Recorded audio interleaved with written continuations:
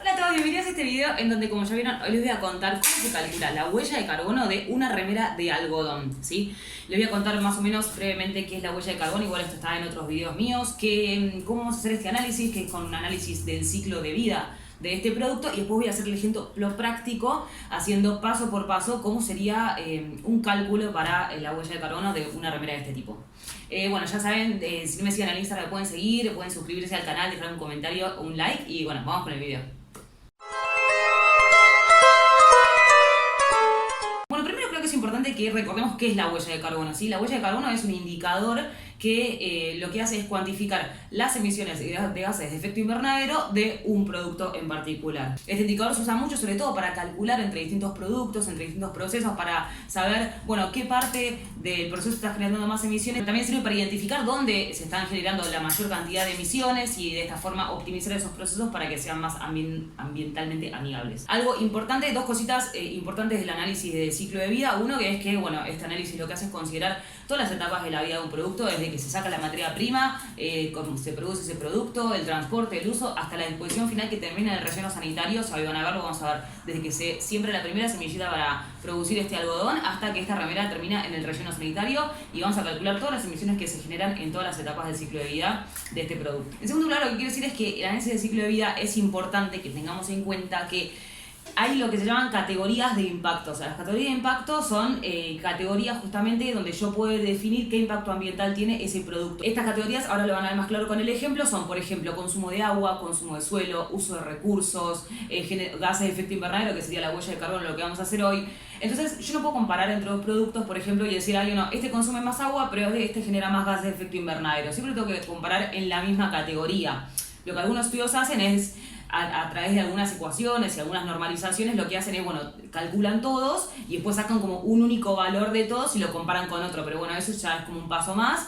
Pero bueno, en el caso que queramos comparar entre dos productos, siempre tenemos que comparar en la misma categoría de impacto ambiental. Y una de las categorías es justamente la huella de carbono o las emisiones de CO2 equivalentes asociadas al producto, que es lo que voy a hablar hoy. Así que vamos a usar hoy esa categoría, pero sepan que también hay otras categorías de este análisis de ciclo de vida. Bueno, y la otra cosa que les quería decir es que estos análisis del ciclo de vida, para estandarizarlos, lo que se usa a veces es utilizar los lineamientos de la norma ISO 14044, ¿viste? Como la 9001, la 14001, todas las normas ISO que son estándares en realidad, que se utilizan para distintas empresas, para distintos procesos, distintas cosas. Bueno, existe el estándar de ISO de cómo realizar un análisis de ciclo de vida, ¿sí? Entonces, para capaz cuando vos comparas entre lees un paper o lees un artículo y otro y sabes que los dos usaron los mismos lineamientos, la misma estructura, es como bastante más amigable de leer porque está todo como separado en los mismos capítulos y todos van siguiendo los mismos pasos, entonces es muy fácil comparar entre estudios.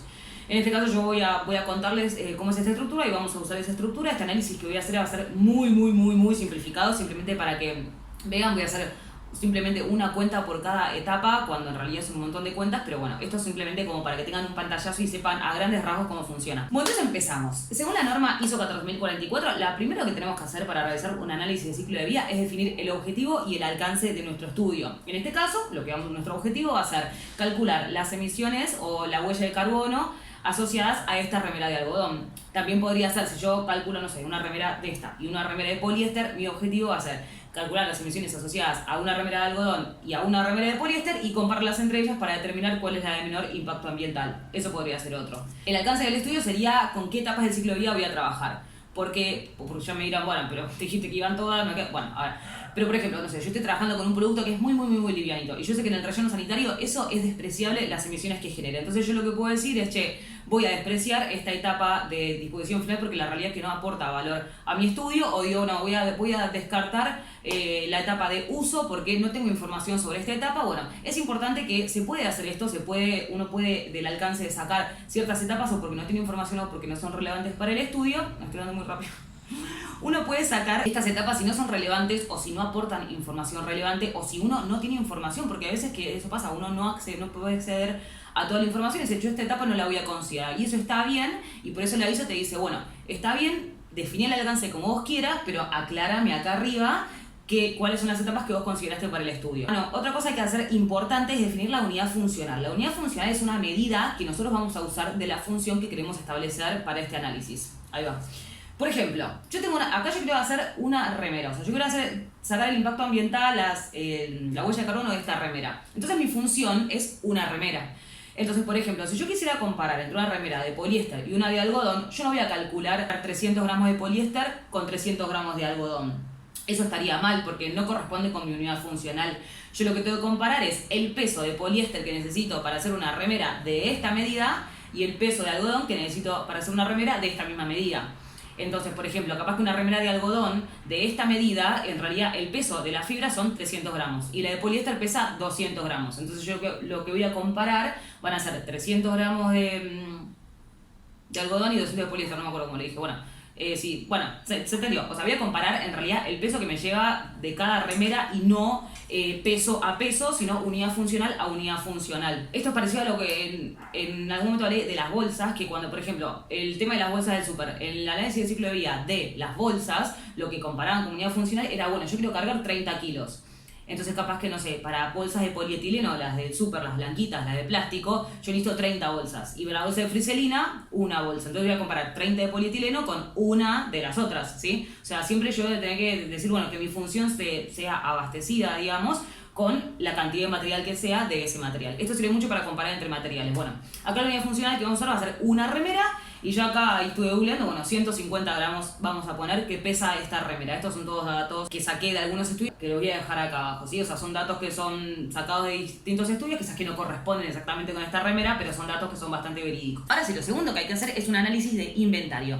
El análisis de inventario, bueno, lo que tenemos que hacer es definir las distintas etapas del ciclo de vida del producto. Tenemos la extracción de la materia prima, ya dije, la manufactura, el transporte, el uso y la disposición. Entonces, yo ya dije que yo lo que quiero calcular es la huella de carbono. Entonces lo que tengo que hacer es...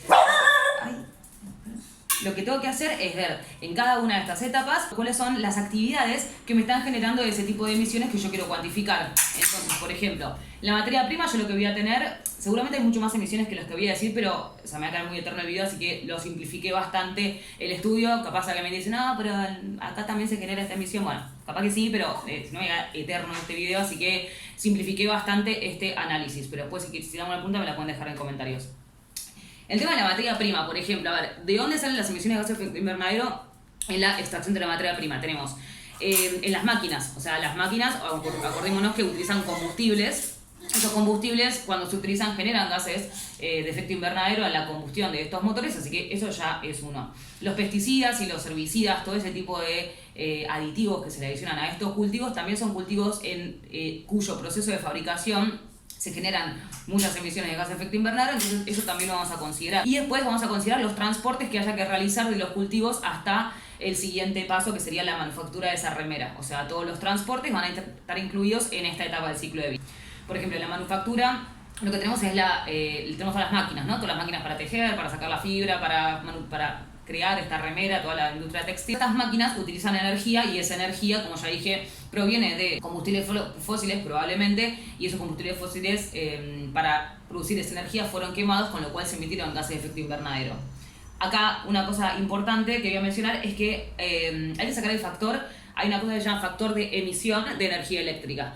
Entonces, este factor de emisión lo que hace es un valor estandarizado para cada país. O sea, yo este paper que estoy usando es de España y yo busqué el de Argentina y es bastante diferente, y esto va a depender de cómo se obtenga la energía eléctrica, porque este factor lo que hace es decir, bueno, cuántos gramos de CO2 o de CO2 equivalentes o de gases de efecto invernadero se generan por cada megawatt hora que vos utilizás de energía. O sea, por cada unidad energética, cuántos gases de efecto invernadero se generan. Entonces yo busqué acá y en España es alrededor de 0,3 este valor, o sea, 0,3 gramos de dióxido de carbono equivalentes por cada megawatt hora de energía utilizada. Acá en Argentina ese valor es 0,486, es un poco más alto, pero esto es por el mix energético. O sea, yo calculo que en España hay una mayor cantidad de energía que se obtiene a través de energías renovables. A diferencia de Argentina, que la gran parte de nuestra energía se obtiene a partir de fuentes no renovables, pero el mix de energías fósiles, a lo que aportan los combustibles fósiles a la matriz de acá en Argentina, es mayor que lo que sería en España. Entonces, ese valor es mayor, o sea, hay más gramos de CO2 que se generan por cada megawatt hora de energía que yo uso. Bueno, acá en Argentina lo que voy a usar es 0,486. Después lo que tenemos es la fase de transporte, básicamente lo que tenemos que en esta fase, bueno, obviamente es la combustión del motor, del camión, tren, avión, lo que sea. Yo tengo que definir cómo va a viajar esa prenda, o sea, en el caso que yo esté haciendo esto, supongamos que vino, no sé, de la India, Bueno, entonces yo lo que tengo que hacer es decir, bueno, cómo vino de la India, cuántos kilómetros son de la India, y de esa forma después voy a cuantificar las emisiones de ese paso. En el uso, cuando se hace el análisis de ciclo de vida de la ropa, se consideran las etapas de lavado y de secado y de planchado, en el caso que esta remera se necesite planchar. Esto se usa también porque imagínense que hay prendas que no necesitan ser planchadas. Entonces, si yo comparo una remera con otra, una que se tiene que planchar y otra que no, la huella de carbono, la que no se tiene que planchar, por lo menos en esa actividad va a ser menor. Entonces, bueno, voy a comparar. Acá lo que tengo que definir es cuánto es la vida útil de esta remera. Supongo que la uso 50 veces, por ejemplo. Entonces, yo uso 50 veces esta remera. Y después tengo que sacar, bueno, cuánta energía consume ese lavarropas, etc. Y por último, la disposición final de esta remera. O sea, yo voy a suponer, acá de vuelta, yo puedo suponer, no, esta es blanca, yo la voy a poner en el compost. Bueno, no, pero en realidad lo más normal es que esto vaya al relleno sanitario, así que yo voy a considerar que esto va a ir a un relleno sanitario. Entonces acá va a emitir emisiones de metano, de gases de efecto invernadero, que yo las voy a cuantificar para sumarlas a la huella de carbono de esta remera. Bueno, ahora pasamos a la otra etapa, que es como lo más interesante, que es el cálculo de las emisiones, ¿sí? Entonces, ahora les voy mostrando acá en la pantalla. Entonces, por ejemplo, yo dije que la primera parte de la extracción de las materias primas, yo tengo la utilización de máquinas de pesticidas. Bueno, yo voy a decir que por trabajos en los que yo estuve buscando, encontré en un trabajo que la producción de algodón se necesitan 13,51 kWh por cada kilo de algodón que yo produzco, ¿sí? Entonces, yo digo, bueno, eso después lo voy a tener que multiplicar por en realidad el peso de mi remera. O sea, si esto es por 1 kilo, bueno, voy a ver cuántos son para esta remera. Y eso en general, como esto acá un dato, o sea, imagínense que yo, si saco 500 gramos de algodón, después en realidad esos 500 gramos, una vez que eso se va limpiando la fibra, que se va tejiendo con todos los desperdicios que hay y todas las pérdidas que hay de producto a lo largo del proceso, probablemente de esos 500 yo puedo usar 400. Entonces, en general, acá hay que agregar a esa energía eléctrica, o sea, si esta remera pesa 156 gramos, dijimos, bueno, en realidad vamos a agregarle un 10% más para considerar todas estas pérdidas de algodón que se generan entre que recién se saca el algodón y que llega a producirse la remera. Se le puede sumar este porcentaje. Entonces, con el valor de cuántos kilowatt hora por kilo consume la producción de algodón, yo con el peso de mi remera puedo sacar cuántos kilowatt consume esta remera de algodón y después le tengo que agregar ese 10% más porque yo sé que una parte de ese material se va a perder. Entonces con esto ya tengo las emisiones generadas en la etapa de materia prima de esta remera.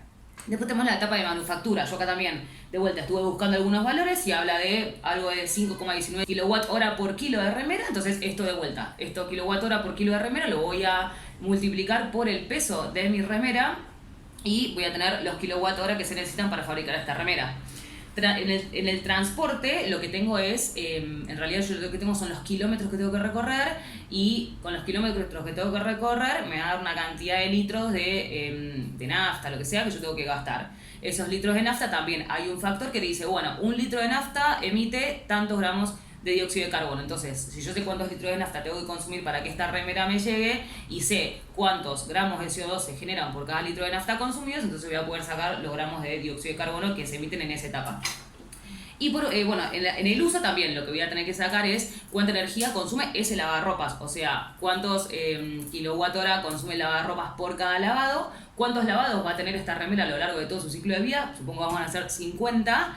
Y con esa cantidad de lavados, esos kilowatt hora, yo lo que saco es los kilowatt hora necesarios en esa etapa. Tanto en el uso como en la manufactura, vieron que yo le hablé de kilowatt hora. Y esos kilowatt hora, vieron que les mencioné antes, que en realidad lo que vamos a hacer es multiplicarlo por el factor que es el factor de emisiones de energía eléctrica, que en el caso de Argentina es 0,486 gramos de dióxido de carbono equivalentes por cada kilowatt hora. Ese es el factor de emisión de Argentina. Entonces, en la materia prima, en la manufactura y en el uso, lo que vamos a hacer es multiplicar esto por el factor, bueno, kilowatt hora, lo cancelo y me quedan gramos de CO2. Entonces, con esto yo voy a poder sacar los gramos de dióxido de carbono que se emitieron en cada una de estas etapas. Y por último, en la etapa de disposición, lo que tengo es un valor que me dice que, bueno, para este tipo de material, cuántos gramos de dióxido de carbono se emiten por cada kilo de algodón. Esto también está en varias fuentes súper confiables. Entonces, yo acá lo que saqué es que por cada kilo de algodón que yo dispongo en un relleno sanitario se generan 2,3 kilos de dióxido de carbono. Entonces esto de vuelta, con el peso de mi remera, saco cuántos gramos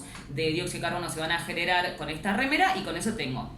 Bueno, y acá como ven, ya tengo los gramos de dióxido de carbono que se generan en la primera etapa de materia prima, después en la de manufactura, en la de transporte, uso y disposición. Después no queda más que sumar todos estos valores y tenemos la huella de carbono total de este producto a lo largo de todo su ciclo de vida. Después, por último, según la ISO, lo que viene es una etapa de interpretación en la que uno tiene que interpretar los resultados que obtuvo. Esto también se usa mucho para cuando hay que comparar entre dos productos. Se interpretan los resultados en función de lo que quizás esperaba que se iba a obtener y que se obtuvo. Y en función de esta interpretación se toman conclusiones a futuro. Por ejemplo, no sé, si yo comparara dos remeras, una de poliéster y una de algodón, digamos... La interpretación de los resultados sería, bueno, no, en realidad hay que intentar en esta etapa del ciclo de vida disminuir las emisiones, porque vimos que estas emisiones en esta etapa son muy altas, vimos que en realidad se puede optimizar esta parte del proceso. Bueno, se dan sugerencias a cosas que se hayan visto relevantes en la investigación y que puedan aportar, obviamente todo esto en pos de minimizar el impacto ambiental de todo este tipo de productos. Así que bueno, perdón que hablé muy rápido de este video, espero que se haya entendido. Voy a hacer un montón de dibujitos ahí como para que se entienda bien. Espero que les haya gustado, me pareció, yo hace unas semanas había hecho en mi Instagram unas historias, che, ¿quieren que haga un ejemplo del ciclo de vida? Todos me pusieron que sí, nunca lo hice y la verdad que lo intenté poner en historias, pero es muy largo, así que bueno, decidí hacer un video acá en YouTube. Así que bueno, espero que les haya gustado, leo sus comentarios, sugerencias, todo, a mí me suma un montón. Así que bueno, nada, se pueden suscribir al canal si quieren, que con eso me ayudan un montón. Y bueno, nos vemos en la próxima.